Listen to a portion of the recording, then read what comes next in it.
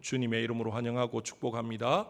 우리 앞뒤 분들, 좌우 분들하고 한번 인사 나누시겠습니다. 사랑합니다. 축복합니다.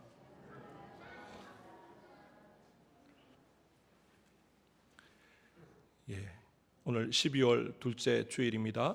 오늘 아침에 달력을 보는데 이제 2주일만 지나면 올 한 해도 이제 끝이 나는구나라고 생각하니까 돌이켜 보니까 올 한 해가 어떻게 이렇게 빨리 지나갔는가라는 생각이 들었습니다.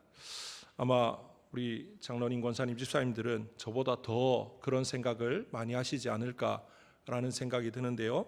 이렇게 정말 빨리 지나가는 세월 가운데 우리가 더욱더 깨어서 정신을 차리고 말씀으로, 기도로 더 하나님을 사랑하는 마음으로 또 주신 사명을 잘 감당하다가 주님 앞에 서서 착하고 충성되었다고 칭찬받는 우리 모든 성도님들 될 수 있기를 주님의 이름으로 축복합니다.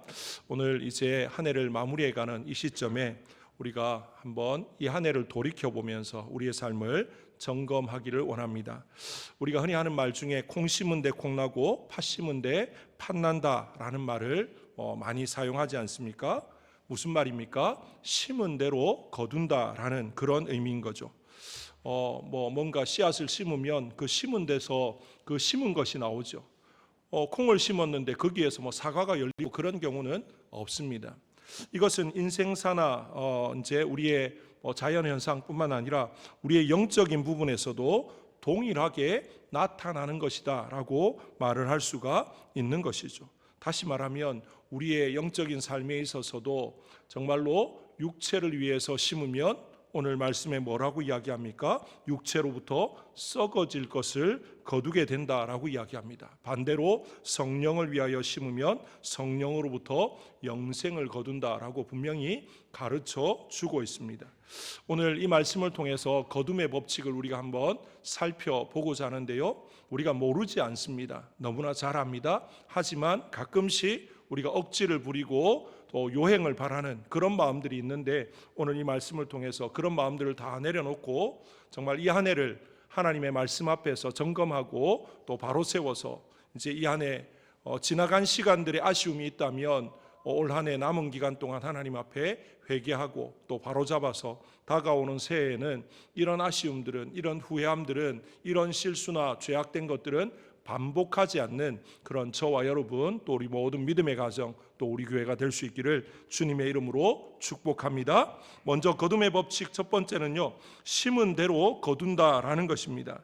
본문 7절을 보시면 이렇게 말합니다. 스스로 속이지 말라. 하나님은 업신여김을 받지 아니하시나니 사람이 무엇으로 심든지 그대로 거두리라. 여기에서 말하려고 하는 핵심이 무엇입니까? 심은 대로 거둔다라는 것입니다.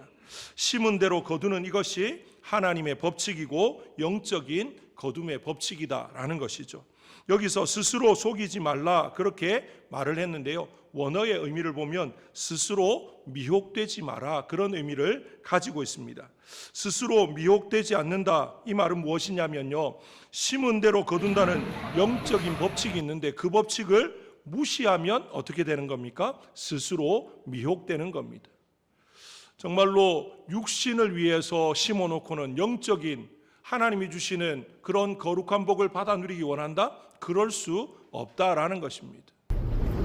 스스로 속인다라는 것, 스스로 미혹되지 않는다는 것, 잘못하는 거 해놓고는 잘 되기를 바란다 그런 의미를 가지고 있는 것이죠. 그러면서 하나님은 업신여김을 받지 아니하신다라고 이야기합니다. 무슨 말이냐면 하나님은 우습게 여김을 당하지 않는다라는 거죠. 하나님은 우리를 통해서 바보 취급당하시는 분이 아니다라는 겁니다. 제가 이렇게 이야기하면 나는 한 번도 하나님을 우습게 여긴 적 없고 하나님을 내가 바보 취급한 적 없는데 라고 생각하십니다. 우리가 대놓고 하나님을 우습게 여기고 하나님을 바보 취급하지는 않습니다. 그런데 오늘 말씀에 입각해서 보면 심은 대로 거둔다는 이 법칙을 무시하면서 육체를 위해서 심어놓고는 영적인 복을 바라면 그 자체가 뭐라는 겁니까? 하나님을 우습게 여기는 것, 하나님을 바보 취급하는 그런 모습이다 그렇게 지금 말을 하고 있습니다. 정말로 심은 대로 거둔다라는 것은 만고불변의 진리이지 않습니까? 올 한 해를 돌이켜보면서 우리의 삶에 혹시나 육체를 위해서 심었던 그런 부분들은 없는지 돌아볼 수 있기를 원합니다. 먼저 육체를 위해 심는 자는 육체로부터 썩어질 것을 거둔다라고 이야기합니다. 그러면 여기에서 육체를 위해서 심는다라는 게 무슨 말이겠습니까? 육체를 위해서 심는다? 육신을 위해서 내가 어떤 보약을 먹거나 건강을 위해서 운동을 하거나 몸에 좋은 뭔가를 하는 그게 육체를 위해 심는 건가? 성경에서 말하는 의미는 그런 의미는 아닙니다. 여기서 육체를 위해서 심는다 이 말은 내 육신의 쾌락을 위해서 살아가는 것, 이기적인 욕심, 세상적인 욕심을 쫓아서 살아가는 그런 삶의 모습을 말하는 것입니다. 다시 말하면 돈을 인생의 최고 목표로 삼고 그 돈을 향해서 재물을 버는 그것을 목표로 삼아서 물불 안 가리고 달려가는 삶, 그걸 말하는 것입니다. 어떻게 하면 더 좋은 집에 살고 더 좋은 차를 타고 더 좋은 옷을 입고 더 좋은 남들 위해 어떻게 하면 내가 군림할 수 있을까? 이게 삶의 목적이 되면 안 된다라는 것이죠. 그걸 목표로 살아가는 삶이 어떤 삶입니까?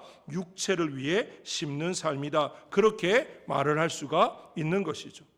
정말로 우리가 이 한 해를 돌이켜보면서 물론 우리가 돈을 벌기 위해서 열심히 일합니다. 그런데 그 돈 버는 게 오로지 우리의 인생의 목표, 다른 거 다 필요 없고 돈 많이 벌어야 돼. 오로지 나는 건강해야 돼. 그게 내 인생의 목표, 올 한 해의 목표가 되어서 살아왔다면 바로 육체를 위해서, 육신을 위해서 심었다. 그렇게 말할 수가 있을 것입니다.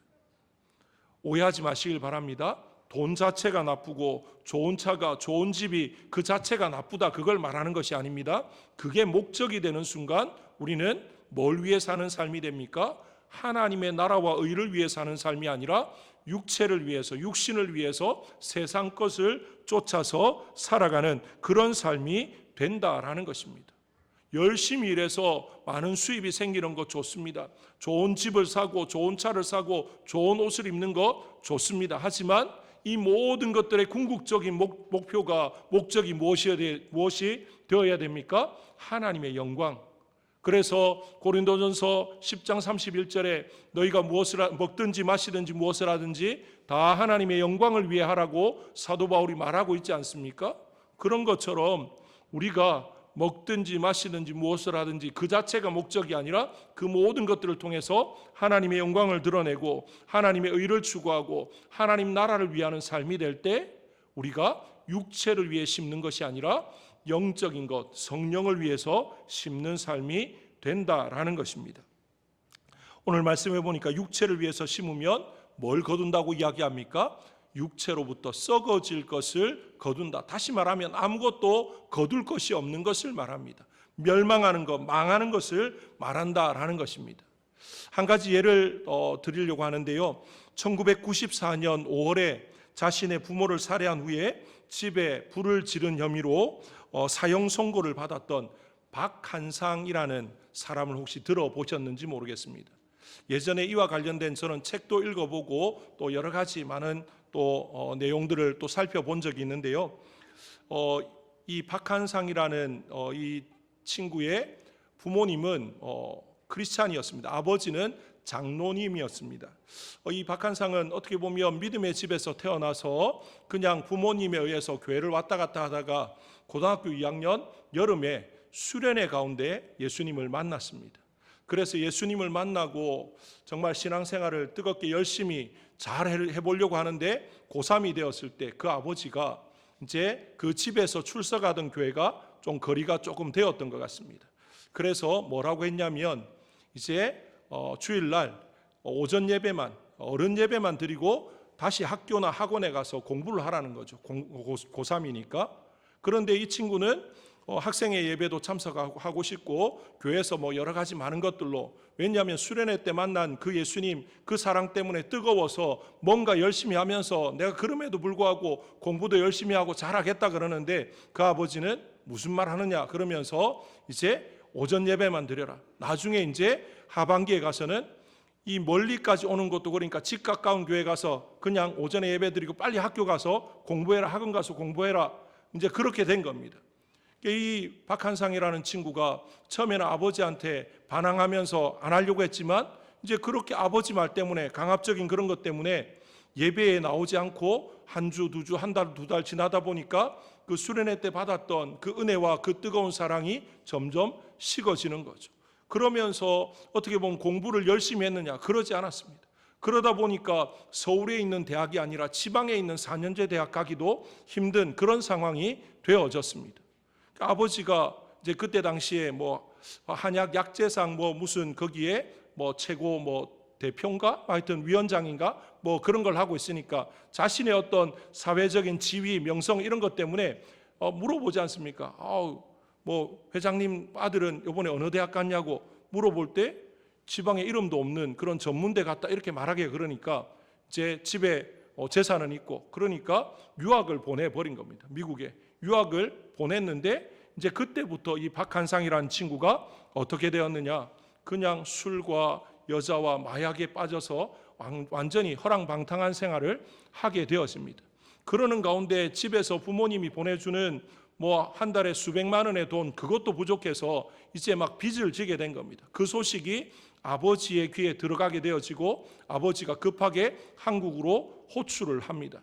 이제 호출해서 들어올 때 두려운 마음도 있고 뭐 여러 가지 마음들이 있었는데 그 마음 가운데 악한 마음이 찾아들었는데 어떤 마음이 들었느냐? 아버지 어머니만 없으면 그때 당시에 그 부모님이 가지고 있던 재산이 한 100억 정도의 가치가 있었는데 저게 자기께 된다라는 그런 생각을 가지고 그 아버지 어머니를 정말로 칼로 수십 차례 찌르고 그 모든 것들을 흔적을 없애기 위해서 불을 질렀는데 뭐 어찌해서 결국에는 이제 범인이 자기인 게 밝혀졌습니다. 그가 이제 존속살해 이 뭐 엄청난 그때 당시에 나라적으로 굉장히 충격적인 사건이었는데요. 그렇게 해서 형을 선고받고 이제 사형을 선고받고 지금도 이제 복역 중에 있는데 그 고2 여름 수련회 때 강사로 갔던 어떤 목사님이 그 소식을 듣고 이제 그 친구를 위해서 그 여름 수련회 때 정말로 뭐 위해서 간절히 기도도 해주고 그래 인상이 깊었기 때문에 늘 생각을 하고 있었는데 그 친구가 매스컴에 나오고 하는 걸 보고는 그 목사님이 그 면회를 갔더라는 거죠. 갔는데 목사님한테 두 가지 이제 이야기를 하더랍니다. 하나는 지금이라도 내가 예수님을 믿으면 구원받을 수 있습니까? 라고 물었고 또 한 가지는 우리 집에 동생이 있는데 그 동생한테 복음을 좀 전해 주십시오. 이 두 가지 말을 했다는 것입니다. 제가 이 이야기를 왜 하느냐? 조금 전에 예화를 들 때 그 아버지가 장로였다고 이야기했습니다. 그 아들이 여름 수련회 때 은혜를 받고 열심히 교회에서 또 봉사하고 예배하고 그렇게 하려고 하는데 그걸 막아버리고 좋은 대학 가야 된다. 고3이니까 공부해야 된다. 아마 그 아버지도 그래 말했을 겁니다. 네가 좋은 대학 가서 하나님께 영광 돌리면 되지 않느냐라고 말했을 것입니다. 그런데 오늘 성경 말씀에 입각하면 육신대로 심은 거 아닙니까? 육신을 따라서 심어버리니까 결국에는 어떻게 됩니까? 입에 담을 수조차 없는 끔찍한 비극이 결말로 나타났다라는 것입니다. 만약에 그 아들이 고3이 되어서도 열심히 교회 봉사하고 그렇게 했다면 그런 비극이 벌어졌을까? 모르겠습니다. 좀 시간이 걸려서 공부가 뭐 하루아침에 확 잘 되고 이런 건 아니겠지만 시간이 걸렸을지 몰라도 정말로 사회에서 영향력 있는 또 선한 영향력을 끼치는 그런 하나님의 사람으로 충분히 자라갔을 것이다 짐작할 수 있지 않겠습니까? 육신을 따라서 심게 되어지면요 기대할 것이 하나도 없다라는 것을 우리에게 보여주는 그런 사건인 것입니다. 정말로 육체로 심었기 때문에 멸망하게 되었다. 세상 언론은 세상의 관점은 다르게 보지만 우리가 영적인 관점에서 오늘 갈라디아서 말씀에 입각해서 바라보면 그 아버지가 그 아들의 인생을 육신대로 심어서 그 아들의 인생만 망친 게 아니라 그 부모의 그 가정의 모든 것까지도 엉망이 되게 만들어 버렸다라는 것을 알 수가 있는 것입니다. 혹시나 이 한 해 지나오면서 육신을 쫓아서 심었던 우리의 삶의 모습은 없는지 돌이켜 보시고 그런 것들이 생각나고 하나님이 깨닫게 하신다면 철저하게 회개하고 돌이키는 그런 저와 여러분 되시기를 주님의 이름으로 축복합니다. 반대로 성령을 위해서 심는 자는 성령으로부터 영생을 거둔다라고 이야기합니다. 오늘 본문 8절 하반절에 보시면요, 성령을 위하여 심는 자는 성령으로부터 영생을 거두리라 그렇게 말합니다. 성령을 따라 심는 것이 무엇이겠습니까? 하나님의 말씀에 순종하는 삶, 그 말씀을 붙쫓아가는 그런 삶을 말하는 것입니다. 하나님 나라를 위해서 헌신하는 삶입니다. 다르게 말하면 믿음으로 살아가는 삶, 그것이 바로 성령을 위하여 심는 삶이다, 그렇게 말을 할 수 있는 거죠. 우리의 삶에서 최고의 가치를 하나님 나라, 하나님의 의에 두고 살아가는 삶을 말하는 것입니다. 이 세상에 몸을 담고 있어서 세상 일에 우리가 무관심하고 그걸 등지고 살아갈 수 없습니다. 하지만 우리의 삶의 우선순위를 정할 때 언제나 하나님이 최우선, 하나님의 나라와 의, 복음, 믿음이 우선이 되어지는 그런 삶을 살아가야 된다라는 것입니다. 영생을 위해서 거둔다라는 것은 신앙생활의 모든 복을 이 영생이라는 말 속에 다 담아 놓은 것이죠. 다시 말하면 성령을 위해서 심으면 하나님께서 우리에게 필요한 모든 것들을 때를 따라 베풀어 주시고 풍족하게 하신다라는 것입니다. 한 20년, 30년 전쯤에 국민일보에 실렸던 한 이야기입니다. 제목이 뭐냐면요, 부도교회라는 제목입니다.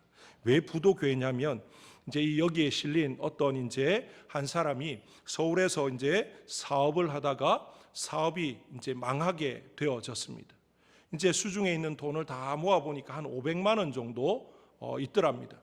그런데 그때에 든 생각이 뭐냐면 이 500만 원 가지고 뭐 사업을 회생하고 이런 건 힘들지만 그래도 얼핏 그때 이제 예배 시간에 들었던 필리핀의 어느 섬 지역에 교회가 필요한데 교회를 지으려면 한 500만 원 정도 있으면 된다.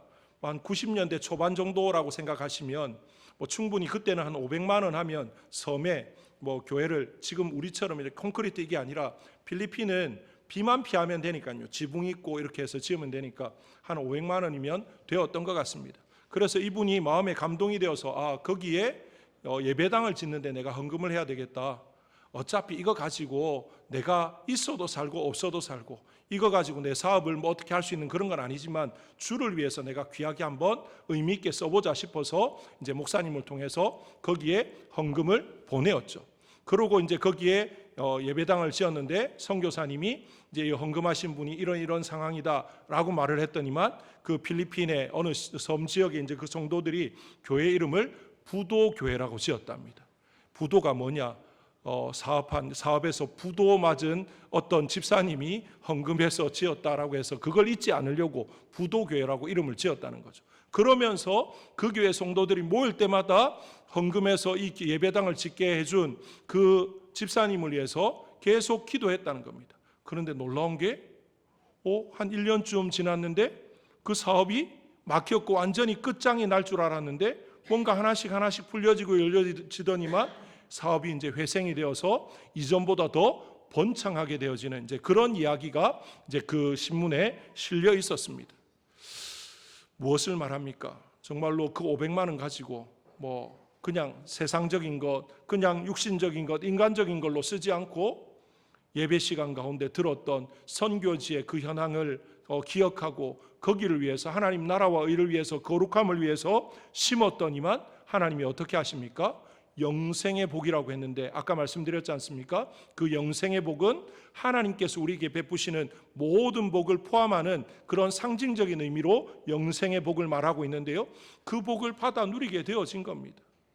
그거 가지고 만약에 딴 거 했다면 그렇게 되었겠습니까? 아니었을 겁니다. 그런데 하나님 앞에 정말 뭐 이거 하면 하나님이 나에게 복 주실 거야 이게 아니라 이 남은 거 그래도 내가 정말 주를 위해서 하나님 나라를 위해서 의미 있게 내가 가지고 있는 마지막 거니까 그래도 의미 있게 한번 써봐야 되겠다, 하나님께 드려야 되겠다, 그런 마음으로 드렸더니만 하나님이 그걸 기쁘게 받으시고 그의 모든 사업을 모든 것들을 회복시켜 주셨다라는 것입니다. 우리의 삶 가운데 이 한 해의 삶 가운데 우리가 성령을 위해서 심었던 것이 뭐가 있는지 한번 돌아볼 수 있기를 원합니다. 하나님은 절대로 그게 크고 작고의 문제가 아닙니다. 주를 위해서 우리의 마음을 다하고 우리의 중심을 다해서 성령을 위해 심은 것이 있다면 하나님은 결코 그것을 잊지 않으실 겁니다. 우리가 생각하지 못했던 100배로 60배로 30배로 결실하게 해서 우리에게 돌려주실 줄로 믿습니다. 그런 하나님을 믿으시면서 올 한 해 혹시나 그런 부분들이 생각나지 않는다면 새로 주어질 내년 한 해에는 성령으로 더 많은 것으로 심고 그래서 하나님의 놀라운 역사를 기대하며 나아가시는 저와 여러분 되시기를 주님의 이름으로 축복합니다. 그 다음에 거둠의 법칙의 두 번째는 뭐냐면요, 첫 번째가 심은 대로 거두는 거라면 두 번째는 낙심하지 말고 끝까지 인내해야 거둔다라는 것입니다. 우리 사회는 어떻습니까? 모든 게 빨리 이루어져야 된다라고 생각합니다. 그러니까 요즘은 밥도 어떻게 합니까? 밥솥에 앉혀서 뭐 30분, 40분 이것도 못 기다리니까 햇반이라고 해서 전자레인지에 넣고 한 2분이면 빨리 먹을 수 있게끔 그렇게 만들어냅니다. 뭐 컵라면이 나와서 뭐 2분, 3분 만에 먹는 건 벌써 뭐 수십 년이 되지 않았습니까? 모든 것들이 뭐 그냥 흰밥뿐만 아니라 즉석식품들이 많아서 전자레인지에 넣고 한 3, 4분 기껏해야 5분이면요 괜찮은 뭐 식사 한 끼를 먹을 수 있는 그런 것들이 우리 주변에 얼마나 많은지 모릅니다. 그러다 보니까 우리에게서 자꾸만 뭐가 없어집니까? 기다리는 것, 인내하는 것이 점점 더 이게 다 줄어드는 겁니다. 약해지는 겁니다. 뭐 조금 더 기다리려고 하면 큰일 납니다. 특히 요즘 청소년들 보면요 컴퓨터 하다가 빨리 뭔가 화면이 안 바뀌고 뭐가 안 넘어가면 난리가 납니다.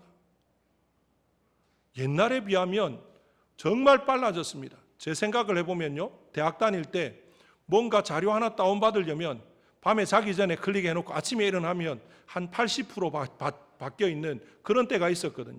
요즘은 어떻습니까? 뭐 엄청난 양도요 기껏해봐야 몇 분 안에 다 받을 수 있습니다. 그런데도 그걸 못 견뎌가지고 왜 빨리 안 되는지 왜 이러고 있다라는 거죠. 그런데 성경은 뭐라고 이야기합니까? 결실하려면 뭔가를 거두려면 뭐 해야 됩니까? 낙심하지 않고 끝까지 인내해야 된다. 그렇게 지금 가르쳐 주고 있습니다. 제가 말씀을 준비하면서 우리나라의 자살률 이런 걸 보니까 2024년 통계로 우리나라는요 인구 10만 명당 29.1명이 자살했다라고 통계 자료가 있습니다. OECD 국가 중에 뭐 단연 1위입니다. 지금 우리나라가 1위를 놓친 적이 거의 없는 것 같습니다. 벌써 뭐 이걸 통계로 내면서부터는 우리나라가 그냥 타의 추종을 불허하는 그런 1위인데요. 그런데 자살의 이유를 살펴보면요 그 가운데 하나가 뭐냐면 절망적인 상황, 이 절망감 때문에 자살하는 경우가 굉장히 많다라는 것입니다.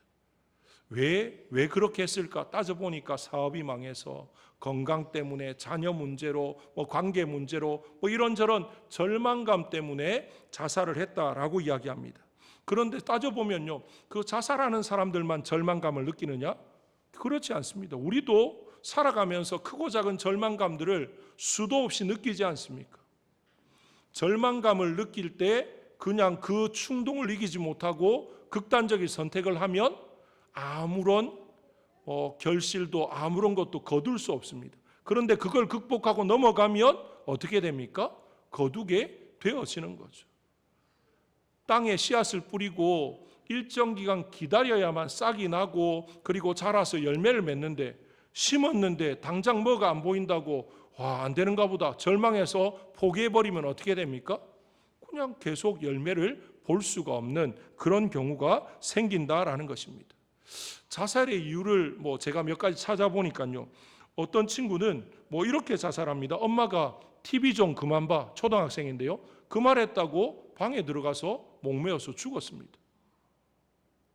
이게 뭔지 잘 모르겠습니다. 어떤 친구는요.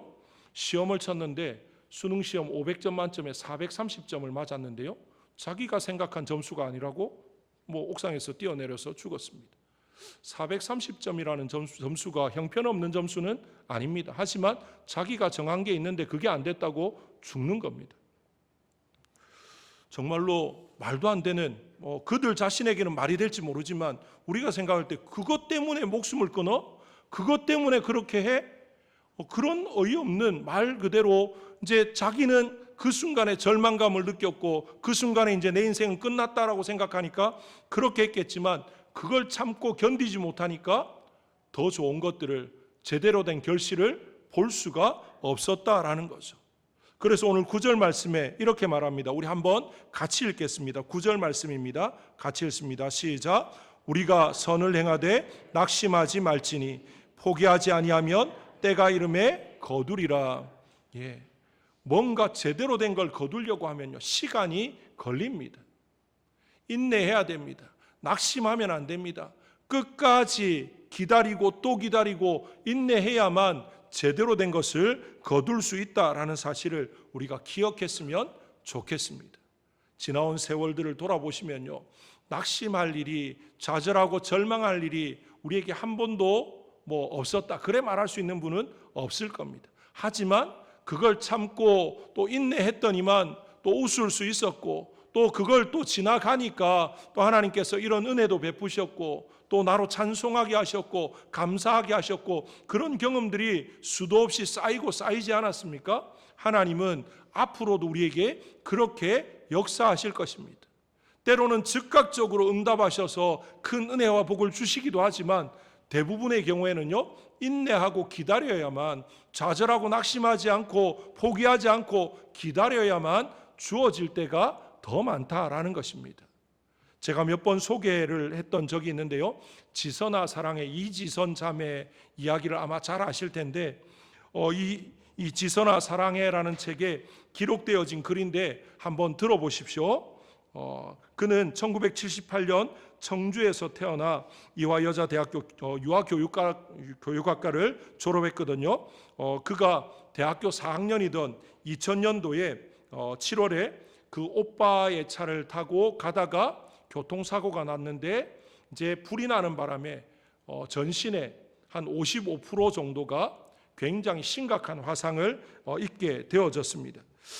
그렇게 돼가지고 수십 차례 아니 그 이상의 수술을 하게 되어졌고요. 그러다 보니까 얼굴은 정말로 보기에도 끔찍스러울 만큼 다 피할 만한 그런 얼굴이 되어졌습니다.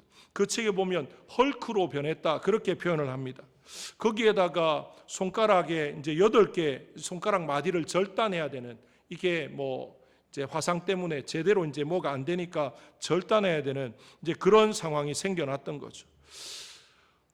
그런 상황 가운데 그는 절망으로 말하자면 누구보다도 절망할 수밖에 없는 그런 상황이었습니다. 그런데 그런 이지선 자매가 뭐라고 이야기하냐면 이렇게 말합니다. 대학 4학년에 만난 사고로 전신 55% 3도 화상, 그리고 이제는 20회를 훌쩍 넘긴 수술, 8개의 손가락 절단, 6년 전 교통사고 현장에서 불 속에서 나를 구해준 친오빠에게 차라리 나를 죽여달라고 말했던 순간, 중환자실에서 처음으로 의식이 돌아왔을 때 스스로 산소호흡기를 떼어내고 죽으려고 했던 순간, 지금도 절망하려고 마음을 내버려 둔다면 나는 매 순간을 절망할 수도 있는 충분한 조건을 갖추고 있다. 언제라도 거울을 통해 내 얼굴을 본다면 절망 찾기는 어렵지 않다. 나는 지난 날들을 통해 절망은 사람을 죽이는 것임을 배웠다. 그리고 누가 보아도 절망적인 상황이지만 내 마음이 시키는 대로 절망하도록 내버려 두지 않았다. 그것이 절망이 나를 죽이지 못하도록 나를 지키는 방법이었다. 그랬기에 내가 지금 이렇게 평범한 오늘을 누리며 오늘보다는 더 달짝지근할 내일을 기대하며 살아갈 수 있는 것이다. 그렇게 말합니다. 지금 이 순간 어렵고 힘들어서 절망하려고, 그래서 절망이 찾아올 때 그걸 그냥 덥석 받아 안고는 절망해버린다면 우리에게는 소망의 내일이 주어지지 않을 것입니다. 무엇을 말합니까? 오늘 말씀이 우리에게 선을 행하되 낙심하지 말지니 포기하지 아니하면 때가 이름에 거두리라. 하나님의 때가 분명히 있습니다. 하나님을 위해서, 하나님 나라와 의를 위해서, 성령을 위해서 우리가 심고 때를 기다리면 하나님은 절대로 잊어버리시지 않습니다. 우리 인생은요 잊어버릴 때가 수도 없이 많습니다. 뭔가 약속해놓고는 기억을 못해서 잊어버리고, 때로는 불리하니까 잊어버린 척하기도 하고, 여러 가지 상황들이 생길 수 있지만 하나님은 결코 잊지 않으십니다. 하나님을 위해서 뭔가 했다면 우리는 잊어버려도 하나님은 기억하고 계시다가 우리가 생각지도 못했던 100배로 60배로 30배로 결실하게 하십니다. 거두게 하십니다. 그게 거둠의 법칙입니다. 오늘 말씀을 통해서 이 한 해 우리의 삶을 돌아보시고 나는 육체를 위해서 심었는가 아니면 성령을 위해서 심었는가, 그리고 성령을 위해서 심었다면 혹시나 올해 뭔가 결실이 나타나지 않아서 거둔 게 없다면 그냥 절망하고 포기하고 그냥 끝내버리는 것이 아니라 하나님이 언제 이것을 거두게 하실까, 분명히 하나님이 거두게 하실 텐데 그때가 언제일까 또 한번 기대하고 소망하면서 인내함으로 나아가면 그게 내년일 수도 있습니다. 그게 내일일 수도 있습니다. 오늘까지 내가 절망했지만 내일 우리에게 소망이 있을 수 있습니다. 하나님의 열매가 있을 수 있다라는 사실을 기대하면서 내일을 주장하시는 하나님, 내일을 손에 쥐고 인도하시는 그 하나님을 바라보면서 오늘을 인내하고 살아가시는 저와 여러분 되시기를 주님의 이름으로 축복합니다. 그렇게 할 때 어떻게 되겠습니까? 하나님은 절대로 우리를 실망시키지 않으십니다. 하나님은 한 번도 우리를 실망시키신 적이 없으십니다. 우리가 하나님을 실망시켰지 하나님이 우리를 실망시킨 적은 없지 않습니까? 그 하나님을 기대하면서 이 한 해를 잘 마무리하고 내년 한 해 내가 무엇으로 심을지 다시 한 번 더 하나님 앞에서 마음으로 다짐하고 결단하며 나아가시는 우리 모든 성도님들 되시기를 주님의 이름으로 축복합니다.